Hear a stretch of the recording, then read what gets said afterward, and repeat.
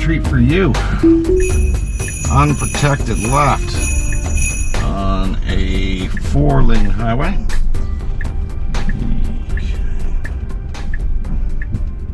What you gonna do, beta? Let's see, autopilot creeping. We got cars still coming. Okay, we got an opening coming up. Go for it. Oh my gosh. Alright, so we are not there yet, guys. I mean, probably could have made it through, but yeah, as it starts creeping out into the lane, that doesn't feel too good when you got cars barreling at you at 40 miles an hour. So yeah, hoping to get that one through, but nonetheless, we're gonna go ahead and retest a route that I just did, but in reverse. And so we're gonna hit 4 roundabouts. We're gonna hit a few 3- and 4-way stops. So we'll have a good mix of stuff to test. So last time I tested this, first roundabout we hit, frustrating. It kind of, was braking a little bit during the roundabout, and when you got people waiting for you, that's just annoying. So I tapped the accelerator lightly. Other than that, it steered its way through, did great for the other components of it. But then we went through 3 more of them, and it nailed them all perfectly, which was really exciting. So nonetheless, we're going to go ahead and try it again, and I'm hoping we can go 4 for 4. On the 3- and 4-way stops, it handled all those great. We had some, turns onto busy roads at stop signs where cars were going pretty quick, so handled all those well. So, overall, it was a great one. So I'm hoping we can replicate that and have a good experience here. But we shall see. So we should be coming up to our first one here. I think it's right around this bend. We're stopping here because we've got the crosswalk, so it's goofy when there's nobody in the crosswalk, but nonetheless it does it, and that's what it is. All right, so we got a lot of folks in this roundabout right now. Okay, there we go. Nice. All right, so that one was, I'd say, an easier one, because of the fact, of course, that we were just taking a right through that roundabout. This one we're going to be going straight through, so we're going to have to go around and then straight. See how it does that. This one's a little less busy than the last. Handle nice. All right, 2 for 2. We got our next roundabout right up here. Got a bunch of these crosswalks as well, which is cool. It's not stopping on these crosswalks. So I think it's more so about the crosswalks that are at a stop sign or a traffic control device, put it that way. But if they're just in the middle of the road, which this part of town has them, like you see, there's another one right here. You see a crosswalk, but there's no traffic control signal, so it just coasts right through. So that's pretty sweet. Thank goodness.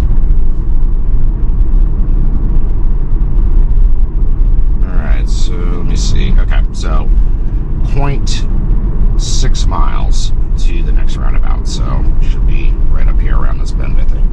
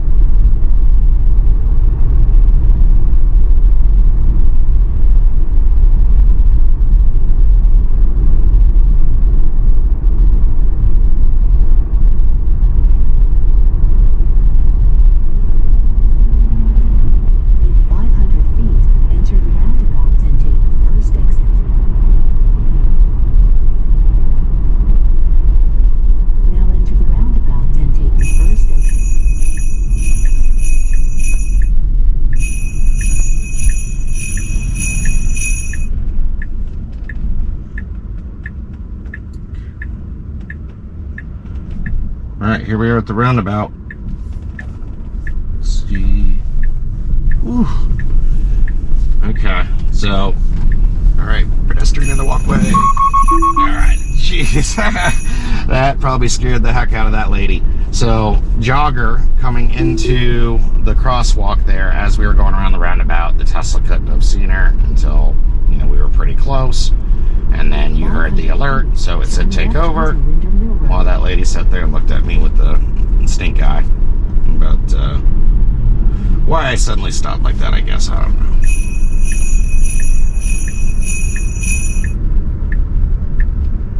Okay, so we got a four-way stop here. We got a little traffic for us as well.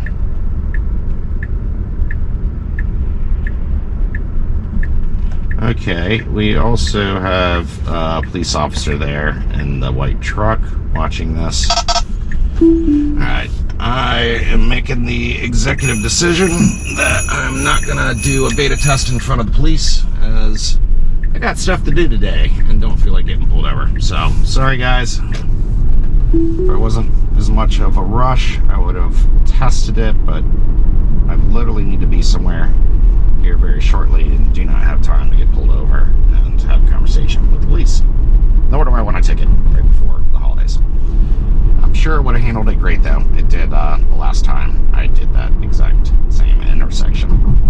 Alright, so we're cruising again. We'll continue testing here on the rest of our drive.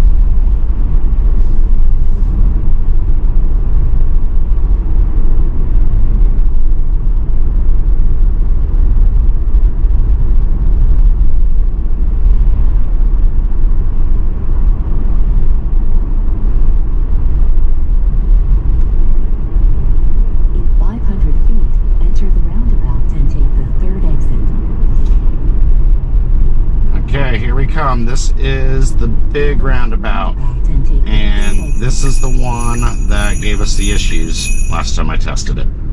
So, alright, here's your chance. Okay,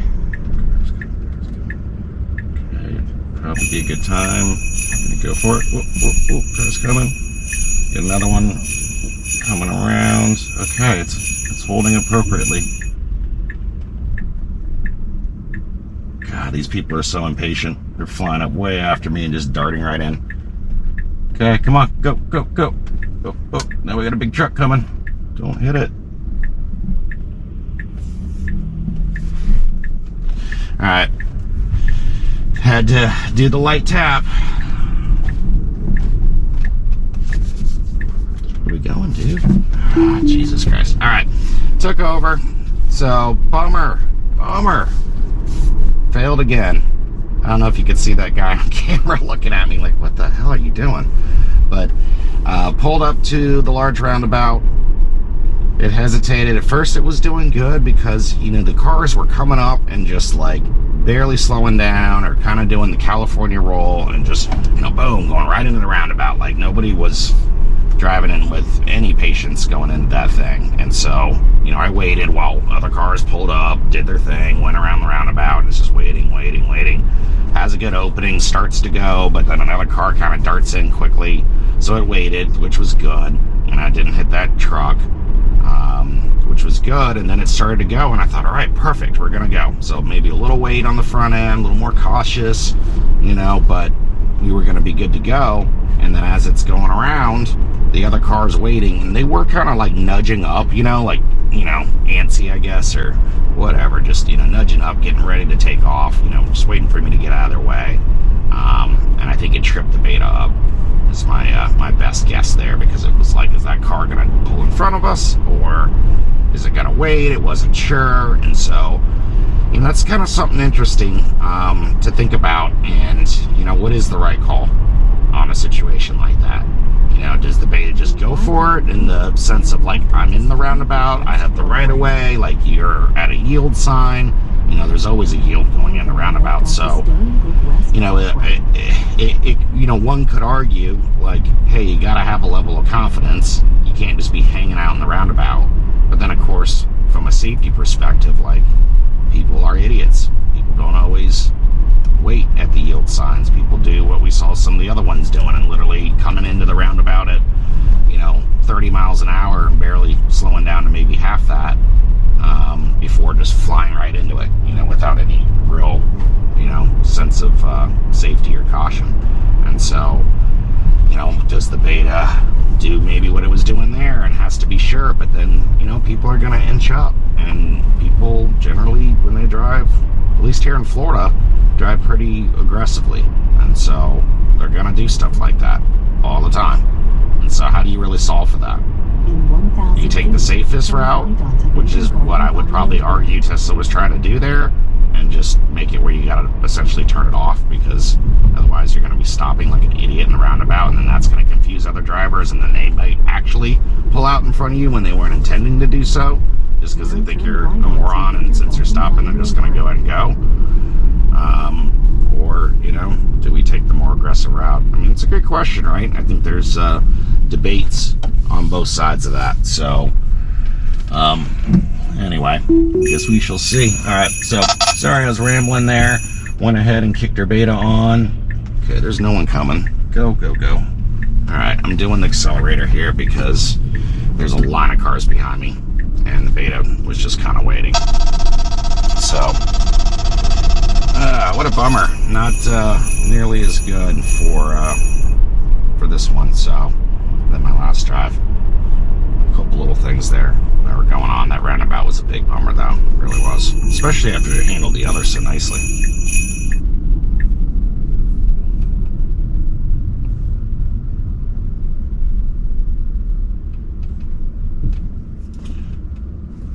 Alright, so I think I'm going to go ahead and wrap us up here.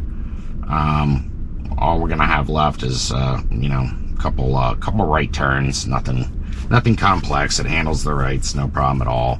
You know, we're on a well-marked road now with, you know, lights and all that. And I mean, this is the stuff where Beta's just a dream, you know. I mean, it works fantastic when you're just regular roads, doing right turns, you know, lefts at lights. That's great. It's been handling, you know, 3- and 4-way stops, I'd say pretty good. You know, it's just when you get into those unprotected lefts, when you get into roundabouts, which that one is a little bit of a head scratcher for me, but not nearly as complex. I think, you know, a couple little of those things, and I wouldn't call them edge cases. They're not. I mean, it's just normal driving, but, you know, some of that stuff, it's still working through. And I'll leave you with this last thought that I've been thinking about a lot, and that I know, you know, Tesla says the car has everything it needs to be fully autonomous. And in a lot of ways it does. I mean, the way it can, accelerate, decelerate, steer, do all this stuff. I mean, it's pretty cool. I mean, it's definitely mind-blowing when you're sitting in the car and it's flipping the wheel all around and doing all this stuff, all on its own, but yet drives like a regular car, when it's not on, or if I just barely turn the wheel, it kicks off. So, I mean, it really is like kind of passive in a way that it just doesn't get in your way, but it's able to do the function. So a lot of cool tech in there, and it seems like the computer handles stuff. So I feel like this is the 2021, by the way, so definitely has the latest and greatest from that angle. But here's my point, so I'll stop rambling and get to the point. And the point is that I think what they're gonna have to figure out is they're gonna need another camera on this. I'm really thinking like a roof camera, or maybe a front bumper camera that looks left and right is ultimately what we're gonna need.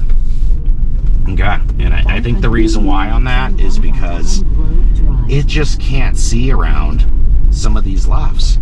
I mean, there's times when it's blocked, there's times when you have good visibility, but you really need a good eye straight left, on how fast these cars are coming. Like, look right now, you're seeing here, we're sitting, I have cameras that are facing backwards.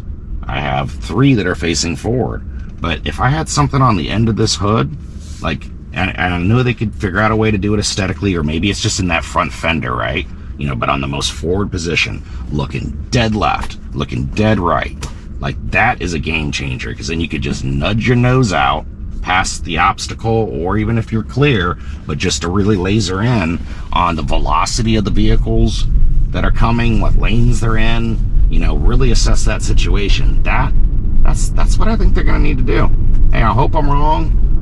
And I hope this is more of a software thing, and maybe they feel like they got it.